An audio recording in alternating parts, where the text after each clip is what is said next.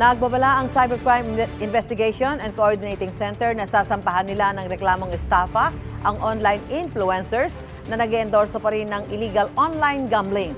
Batay sa monitoring ng CICC, mahigit 100 influencers ang nagpo-promote ng illegal online sugal sa pamamagitan ng paggawa ng content, live streaming at pamamahagi ng referral link.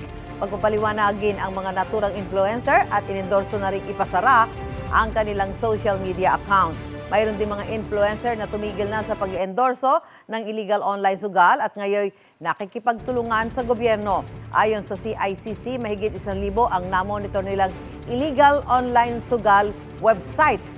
Mayroon ding mahigit 100 illegal online sabong sites. Bagaman na ipapasara ang mga naturang website, mabilis din daw makabalik ang mga ito. Gusto mo bang mauna sa mga balita? Mag-subscribe na sa GMA Integrated News sa YouTube at tumutok sa unang balita.